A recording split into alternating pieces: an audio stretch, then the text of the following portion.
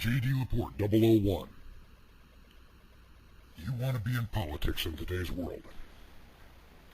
Well, I think you'd better get used to people that instantly don't trust you, specifically because you're a politician, or in this case, an aspiring politician.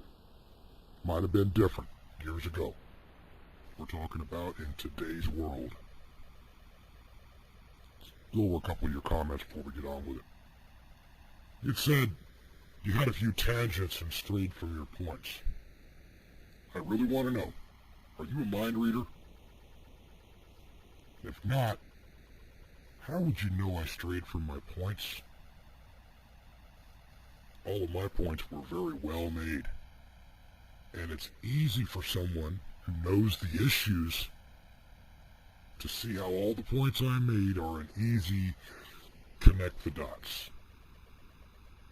So I have to conclude you're either naive, maybe you really don't know what's going on, or you might be pretending you don't know what's going on because you either love and you're doing the bidding for, or you fear a certain group.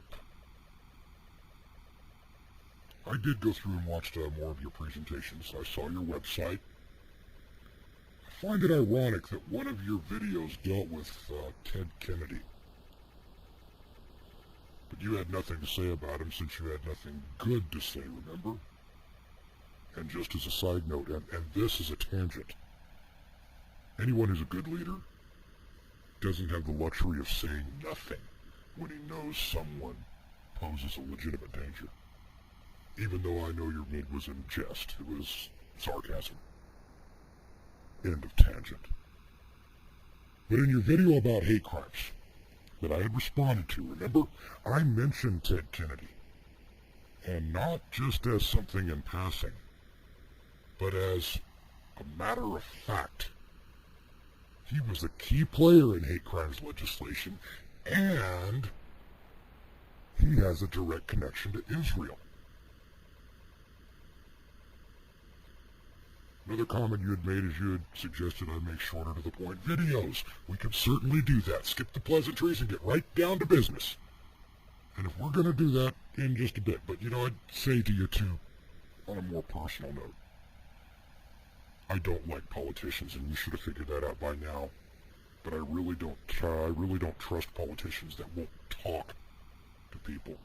If everything they say is scripted, then it tells me they really don't know the issues, because they have to get their words perfectly in order, and the verbiage must be just correct. And I see that as people scripting things so there's plausible deniability down the road. Another one of your comments said if you have something to say, have the courage to stand on a soapbox and declare it. Dude, that is seriously laughable. And the last comment was, don't use a voice changer, it makes you look like you're hiding. Well, really, what if I was? Would it change anything? Ever thought that maybe I've got other channels here on YouTube, and perhaps other channels shouldn't be correlated with this one? That's beside the point. What it illustrates to me is that you are too fixated on the messenger and not the message. Is that how you'd operate in politics? You only listen to people that you decide you like? But in all fairness, it could also mean that you're hoping more people will jump on the bandwagon in public. Could that be the case? And if that's the case, I'll just have to go back to your previous comment when you say if I've got something to say, I should have the courage to stand on the soapbox and declare it. And again, I find that laughable. A young and ambitious politician, we're going to call him that. I don't think he's in political office just yet, but he is ambitious. He seems to have a lot of good ideas, but soon to be found out. I would ask my listeners, what questions would you pose to a potential leader? Considering the current state of affairs that we see in the United States in general. Pretend you're at a press conference And keep your questions short, to the point. I'm looking for people to send me in audio format, preferably in MP3, so I don't have to do any converting. Me and computers don't get along too well when it comes to converting things. So if you know how to do it, convert it to MP3.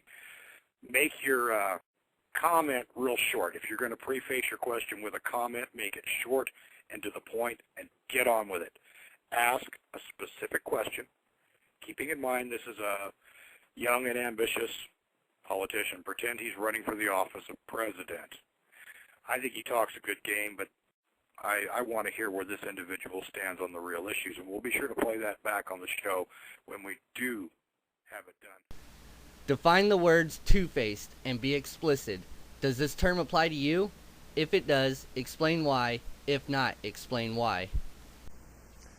In October of 2006, there was a poll taken by the New York Times and CBS where it was found that only 16% believed in the official 9/11 story. Mr. LaPorte, what is your position on 9/11? And why all the obvious deception on the part of our government? I'd like a full explanation, in detail, please. Should the U.S. dictate world policy? Is Israel a friend to the United States? Should there be people in top levels of the government that hold dual citizenships with the U.S. and Israel? Who controls the value of the currency in the U.S.? Is it lawful? If so, where do you see the financial situation in the U.S. 10 years from now? If not, what will you do to change it? Mr. LaPorte, considering the outsourcing of many jobs in the United States, in turn bringing unprecedented unemployment, what will you do to resolve this situation? What benefits would be provided to employers to keep jobs here in the United States? Summarize the types of laws and/or regulations the federal government has the duty to make and enforce. Who is ultimately responsible for defining the confines of just and legal laws and regulations? If a state is unhappy with the results, what rights may they lawfully exercise, and is state secession one of them? Should politicians be allowed to receive gifts from lobbying organizations? Discuss in detail your views on lobbies, including the power they wield, the lawfulness of their nature, and whether or not you feel the voice of the people is reckoned with when lobbies in general have the ear of the politicians in general. In regards to government spending as it relates to the awarding of contracts for either services or products, what would you do to prevent waste, fraud, and abuse? Hint, consider Halliburton, Blackwater, Boeing, General Dynamics, and Enron. Mr. LaPorte, discuss the IRS and taxation.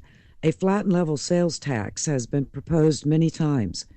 Do you agree with the flat and level sales tax that's the same for all Americans? Why has this never come to fruition?